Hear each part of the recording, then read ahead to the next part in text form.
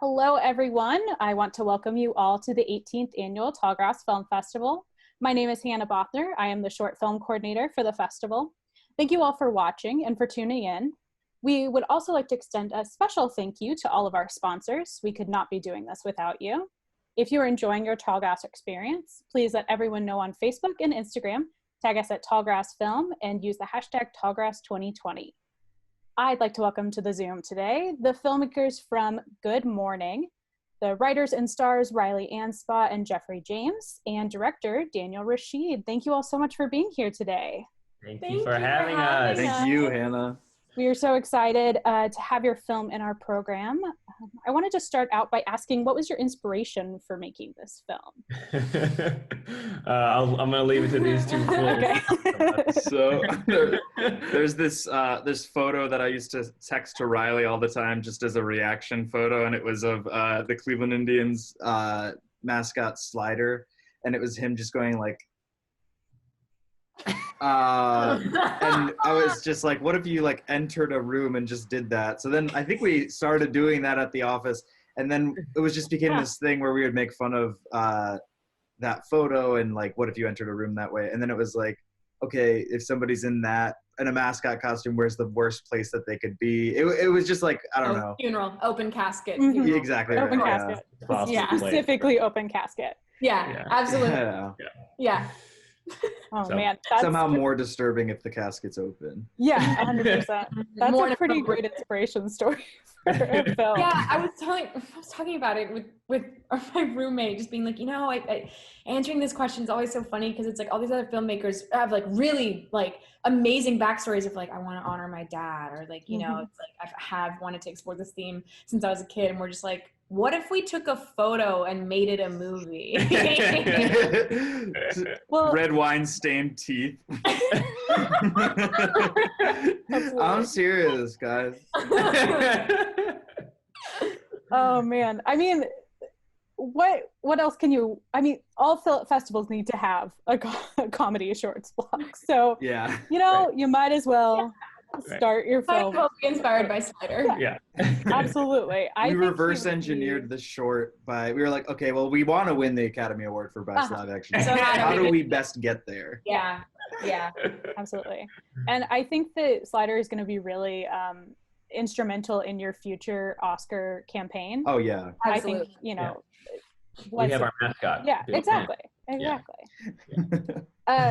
So in this film, and then in other things you guys have made, you guys do a really amazing job of like creating these completely irredeemable characters that in real life, like you talk about in the film, you are like the most unself-aware person, and in real life it would be you're unself-aware and you won't be redeemed or beloved, and then so good at turning it on its head and turning these into redeemable characters where at the end the audience is chanting their name. Can you talk a little bit about where that comes from, where that the reason to explore these people that you guys have found? That's a good question. That's a really good question. I have just an answer just in terms of like working with them, because I've been, obviously Riley and Jeff are their comedy partners, and they've been working together for years, and they're hilarious on their own, and they asked me to come on and direct this, and I think you touch on an important point there, which is Gavin is, he's a dick and he's like a horrible person, but if he's only that, then we're solely on Piper's side. Yeah. And I think the moment for me that, thinking back, like when they're in the hallway talking and she's like, just get out of here. And he's like, okay, fine, I guess, or she's like, she's talking to putting him down. He's like, well, I guess I'll just go then. He starts to walk away, and you start to, at least for me, I start to kind of feel bad for him, laughing at him, but also like, wow, this guy's so sad. Yeah. So I think it's like, he's irredeemable, but then you have empathy. I feel like the key is like to be able to have empathy for the character, no matter how irredeemable they are. So that at the end, when it flips, we're actually like, yeah, Gavin. Right. Like, Because I think it's like with Gavin and Piper, I mean, because it's like Piper has the opposite journey. It's like you're on her side until like she Right. becomes an absolute train wreck and you're not.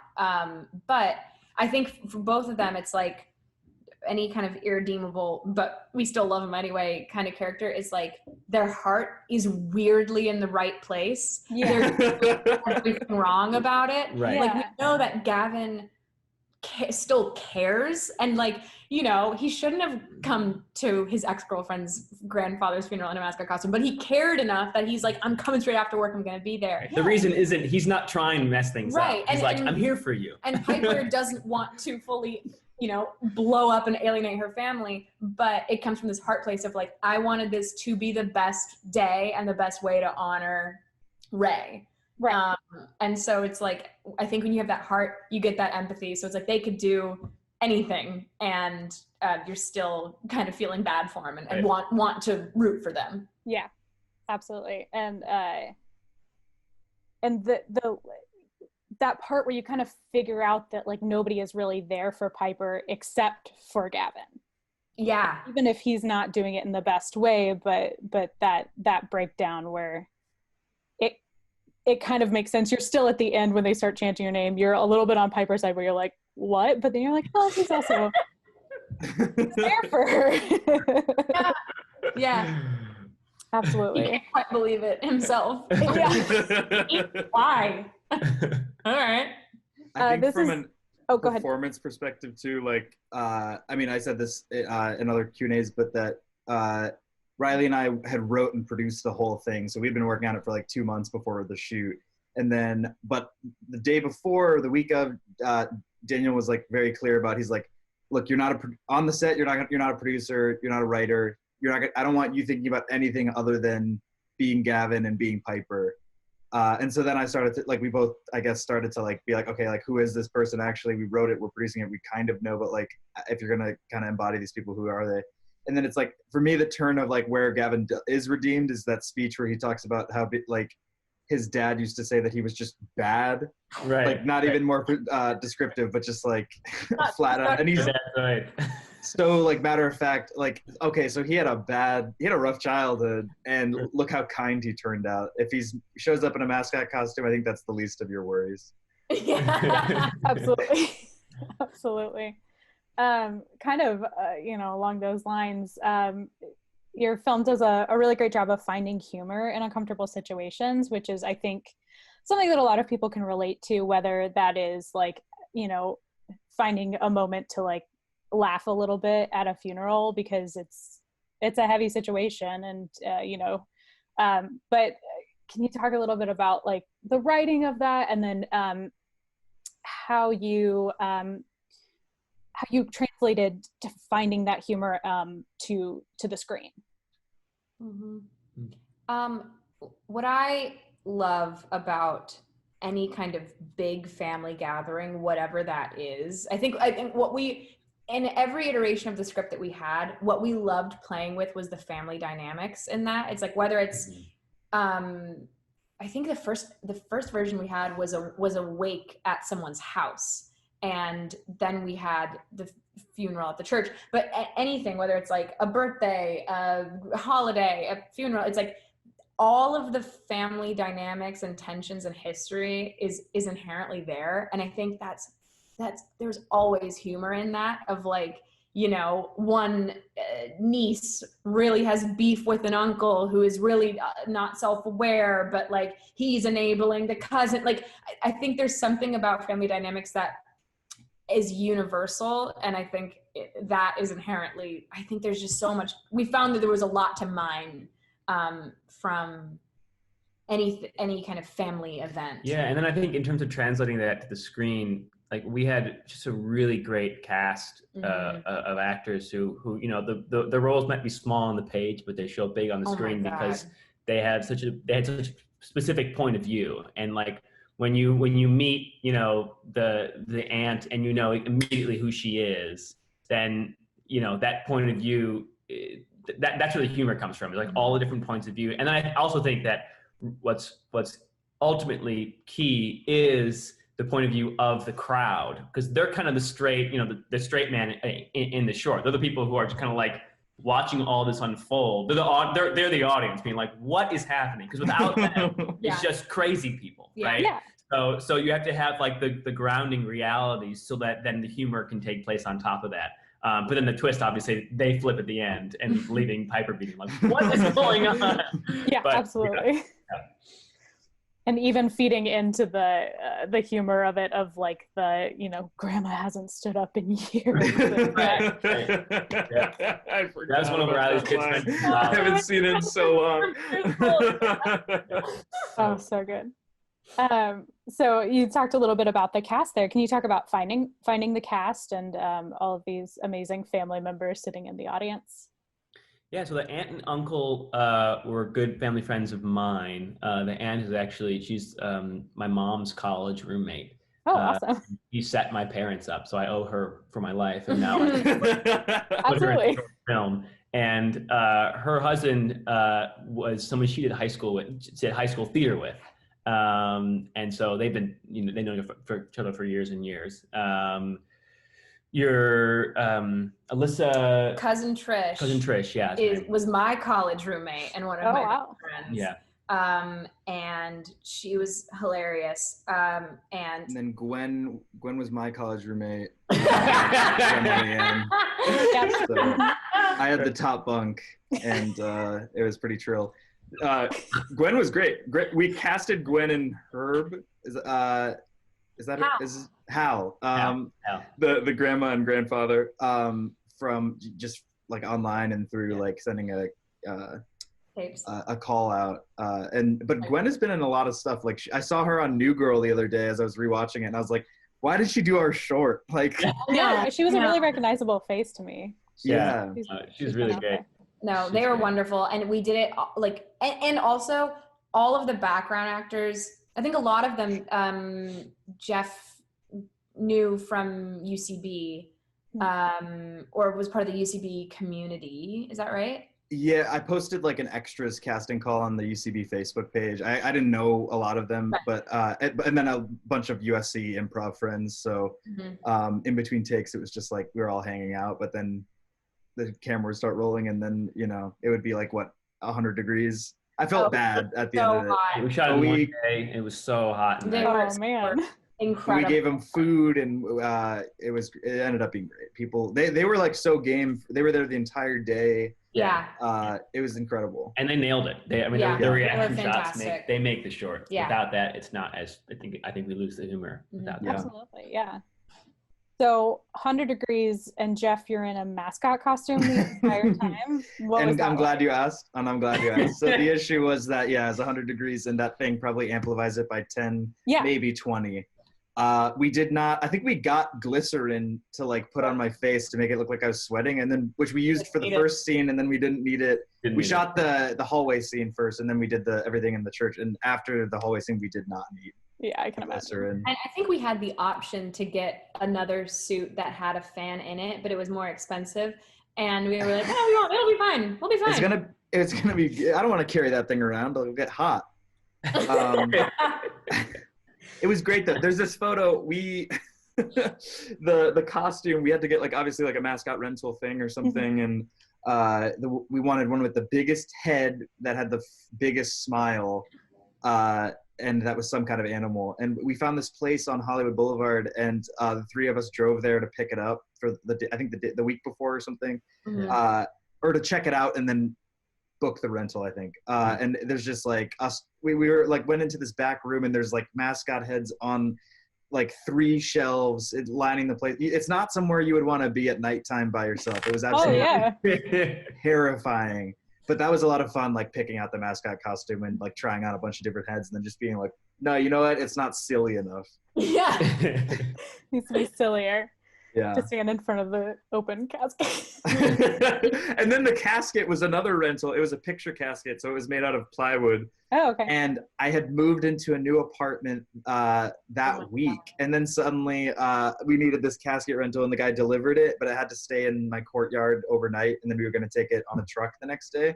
And so I like move in, and then I have this photo of just my apartment courtyard, like, 20 other people living there, and then a casket in the middle. And I'm like, sorry, it's not, no one's dead. It was a horrible welcoming to the community. It was a nuisance. First day moving in, and you moved shortly after. I moved shortly after because I was kind of driven away. Yeah, it was kind of, there was a mob. Mm-hmm. Absolutely. Oh man, that's really great. I'm gonna see if I can find the photo. Okay. Of course, it's gonna be 100 degrees when you're wearing a mascot costume. Of course. Yeah. There's no other way. Oh, go ahead. Oh yeah, it was July 2nd or something that we shot it of last year, and yeah, it could not have been a worse time to wear a mascot costume. Yep. Riley, so Daniel touched on this a little bit earlier about like the audience being the straight man, but definitely for a majority of this film, you're playing the straight man, which is, I think, a role that you kind of get into a lot too. Though I really like it when you break out of the straight man too, and get to be the goofy there one. There it is. Oh yeah, that's great. I love it. Oh man, it's so ornate too. It's so macabre. Yeah, it really is. It looks like a real casket. Yeah. But just can you talk about being the straight man, and then like kind of as you building that character throughout the film to kind of break out of that role? Yeah, totally. I think, I feel, gather around, I'm going to tell everyone the key to comedy because I am an authority. And really? Really, yeah. No, like Jeff, you specifically. Take some notes. No, I think like what makes things, in my mind, what makes things the funniest they can be is people in a situation, it is completely serious to them. And so it's like, if you're playing it for the comedy, it's never funny. But if you're like, you have to really, it's like, this is my grandpa, we are at a funeral, this is not a joke. And so like really doing the work of creating and deepening my relationship with Ray, in light of everything, and, me being the one to, aren't my parents like dead or something? The reveal that this woman has been to 3 funerals of people really close to her. I've been through it. And so, but like, almost like a Michael Bluth type in the way that it's like, okay, I can't trust anyone else to put this together. No one else had the kind of relationship that I did with him. And so it's like, once that became real, then it was very easy to kind of go to that place of like, well then, you know what? Screw it, burn it all to the ground, because like, then that was a very real place of like, no one else cares. So then why should I care? Why are we here? No one else. And then, Gavin's the one who just lit the fuse. So because if that relationship to Ray isn't real, then she wouldn't care about anything. But, and it's always, I love playing the straight man to Jeff. I love Jeff, and I just, it's such a treat most times to work with him. But that day, like, I've gotten really good, I think, at like being Jeff's straight man a lot of the time. But that day was really hard, man. There were some moments where but I'm like, I can't break. Like, if we're shooting a sketch together, it's like, okay, this is on our own time. Like, it's whatever. Like, there's no money going into this. We can mess around. But like on the day, I'm like, I am a writer, I'm a producer, and I'm in it. I can't waste, and we have other people here. We are paying people. I cannot waste everyone's time by breaking whenever Jeff says something. So that was, but so that's, I think that answered it. Yeah. Yeah, absolutely. And I think that there's something really, really relatable about your character too. It's the like, we all have those moments in our lives where we feel that there's something that we really, really need to control. Mm-hmm. And that the scene where she's getting up and starting to say her eulogy and then like it all falls apart was way too relatable. Like the like growing up like a drama kid, like, wanting that attention sometimes kind of thing. Yeah. So that scene in particular, I really do. Right, because it's not only like, is it for Ray, but also like it reflects poorly on her that she can't control the situation. Yeah. It's her fault that Gavin's here. And so it's like, you know, that blow up comes from like the lack of respect for Ray, but also like for her, she feels disrespected too. So yeah, totally. I mean, God, I wouldn't know what it feels like to want to control everything in my life and that leading to crippling anxiety. Absolutely not. No. Or didn't you call the FedEx driver? You had a delivery that was supposed to be delivered yesterday, and you called him at midday saying, "Hey, what time do you think you might be here?" He said, "I can't give you that information." Like, you don't need to talk about it. You're right. We'll cut this out. Which is actually what he said to me. Yeah, I think it's like, you know, Piper's point of view is like, I worked so hard to get this thing together. And then Gavin's point of view is like, well, it doesn't matter, like the flowers, the catering, you know, whether it goes perfect, like it's just about being there for each other. And both are, I think, equally relatable to people. Like everyone's been in both positions. But also, you know, I think that's the way that Gavin like talks himself into thinking things are good ideas. Yeah. Yeah, I can definitely see that. Daniel, did I see that this is your short film directing debut? I'm trying to think. I think maybe like in terms of like shorts that have gone to festivals. I've done a lot of sketch comedy and have directed a number of kind of short sketches, but nothing on this scale with this many extras and moving parts. So it was really fun. It was really fun, and you know, I'll be doing more for sure. Good. Okay. Were there any like specific challenges that you found with directing something of this scale? Anything that was really unexpected to you? I've said this before, and I'll say it again. If we were to do this again, I would have done it over 2 days. We had the budget to do it in 1 day, and so if we do it again, I would have panhandled and found some extra money to do it over 2 days, because it was a lot to get in 1 day, and we were halfway through the day. We were at lunch, and my shot list was a mess, and I was just like, I don't know how we're going to get this, and you know, by the grace of God and like us all working together and figuring out, you know, working with the AD and the cinematographer and being like, okay, so what shots can we combine? We had 2 cameras rolling, so that was great. We were able to kind of pick things off at multiple shots off at the same time. We were able to get it, but it was exhausting. And so I think we would have had a much easier time if we had 2 days. So that's the learning experience for me. But like, it's such a testament to Daniel as a director and keeping his actors comfortable, because we didn't learn that until we were all at dinner afterwards. Wow. Yeah. And I was like, I thought it went according to plan to a T. Yeah. It's like, I'm like dry heaving in the bathroom. I come out, I'm like, all right, guys. All right, so we're going to do this. Yeah, we get home, and I tell Daniel, I'm like, hey, you know, not only thanks so much for doing this with us, but I'm like, you are such a grounding, like amazing leader. And like, I really felt so comfortable, and I really felt I was able to do my job. And, you know, and Daniel's like, well, that's great you say that, because there was a moment I just wanted to leave. It was a moment I wanted to walk away. I said this before. It was but about 3/4 of the way through, I felt like Forrest Gump, where I was like, I think I'll just go home. I'm gonna sprint to Chicago. Yeah.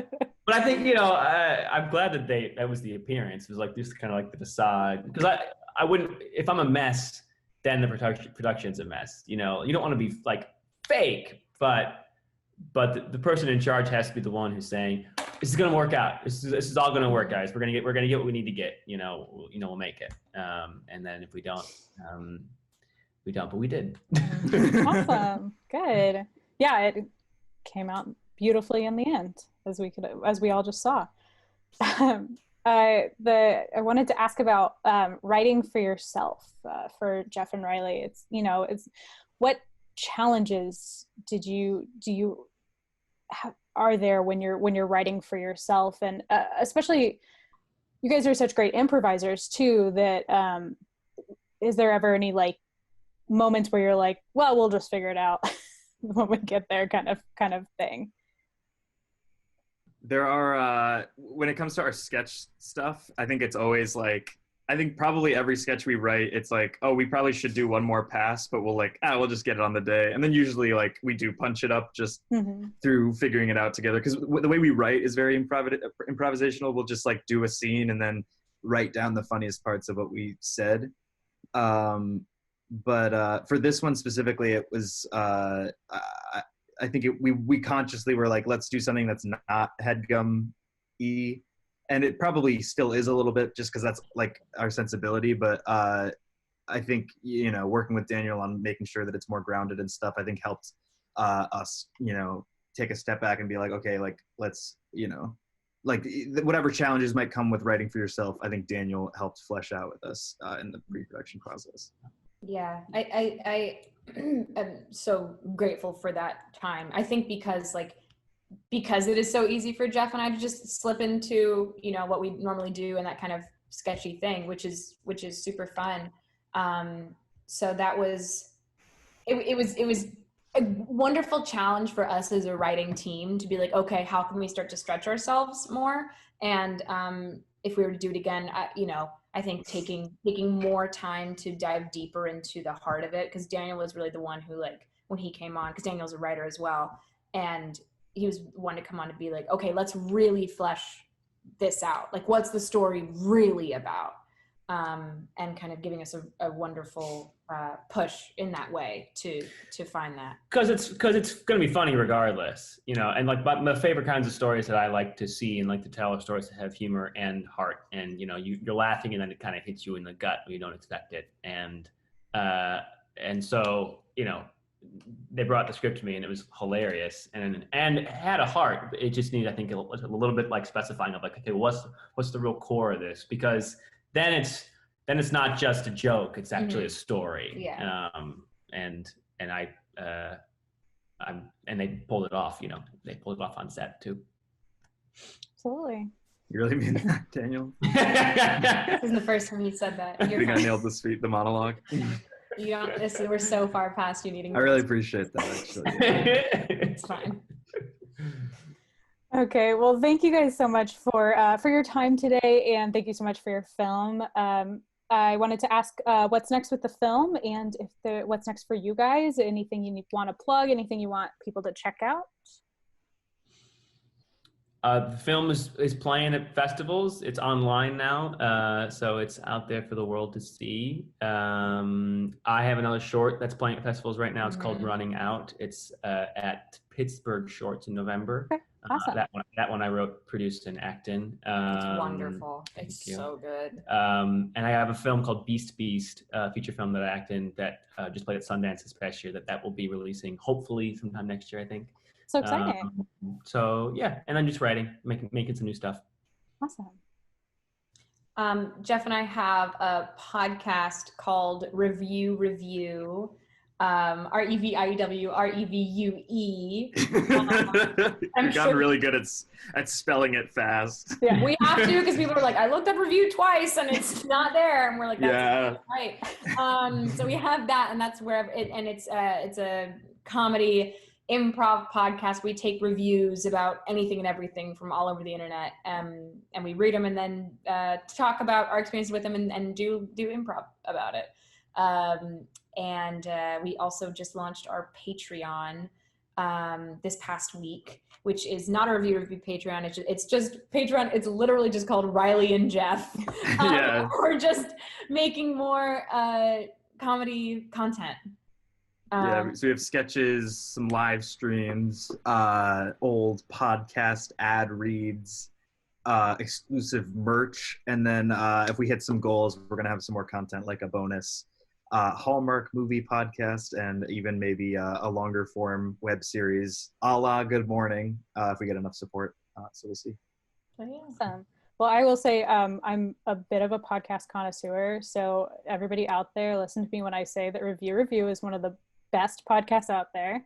You have to go listen to it. If you like podcasts at all, go listen to it. It's like, I think my number one on my playlist that I like look forward to each week, because it just makes me laugh so hard.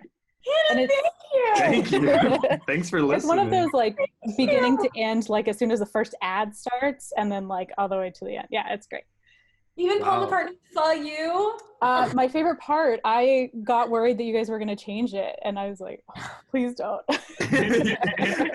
You're having your morning Until we coffee? get sued by McCartney estate, we're not going to change. Okay, good. And then I'll get my lawyers on that. Perfect. We'll pull together. Okay, good. Well, thank you guys so much for being here, and I want to thank you all Hannah. out Yeah. there for watching, and make sure to continue to watch films through the end of the festival. Thank you all so much. Thank you Thank for having you. us.